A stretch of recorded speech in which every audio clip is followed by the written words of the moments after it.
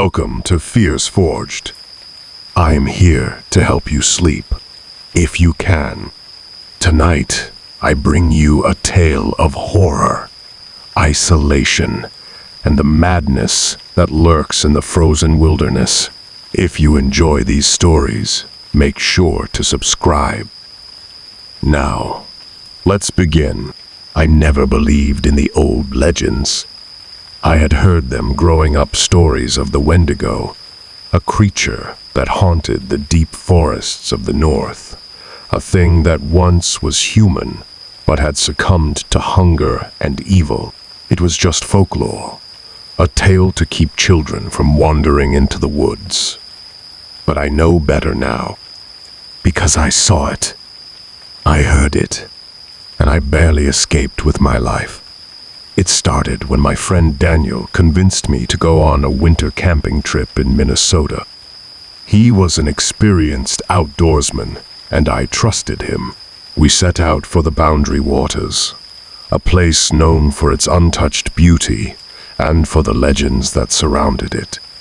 We packed enough supplies for 3 days, and as we left civilization behind, I remember feeling a strange unease, a quiet voice in my mind telling me to turn back. I ignored it. The first night was peaceful, the sky filled with stars, the crackling fire keeping us warm. But something felt off. The woods were too quiet. No wind, no rustling branches, no distant howls of wolves. Just silence. And then, in the middle of the night, I heard it. A voice, faint, calling my name. Daniel, I whispered. He was fast asleep. The voice came again, closer this time. It sounded like my mother, but she was hundreds of miles away. I knew that, and yet my body wanted to follow it. I forced myself to stay put, wrapping my sleeping bag tighter around me, heart pounding. When morning came, I told Daniel about it, but he laughed it off. Just the wind playing tricks, he said, but I knew it wasn't the wind. The second night, the footsteps started, soft, crunching in the snow, circling our campsite. Daniel grabbed his rifle, shining his flashlight into the darkness. Nothing, just trees and shadows, but the smell, God, the smell. It was rancid, like rotting meat left in the sun. It clung to the air, thick and suffocating. Then we heard the breathing. Slow, deep, guttural. Something was watching us. Daniel fired a warning shot. The sound echoed through the trees, and then silence again. But I could feel it. It was still there.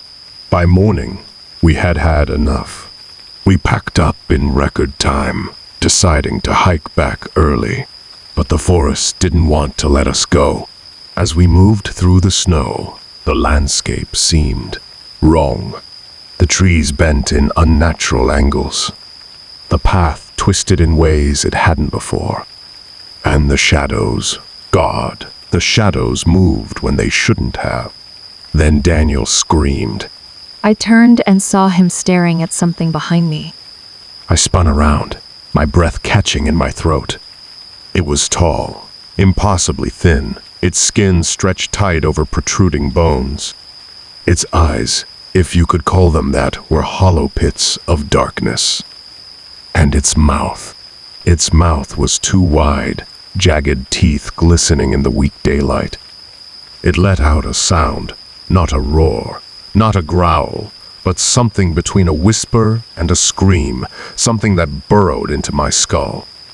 We ran faster than I thought humanly possible, the creature's footsteps thundering behind us. It was toying with us, letting us think we had a chance. Then Daniel tripped. I turned to help him, but he was already being dragged into the trees, his screams cutting through the frozen air. I reached for him, but the thing moved too fast. And then, silence. I don't remember how I made it back. I must have blacked out because the next thing I knew, I was stumbling into a ranger station, half frozen, delirious. They searched for Daniel. They never found him. But I know what happened. And sometimes, at night, I still hear my name being called from the woods. I will never go back. Thank you for listening to FearsForged. If you enjoyed this story, don't forget to subscribe. Sleep well if you can.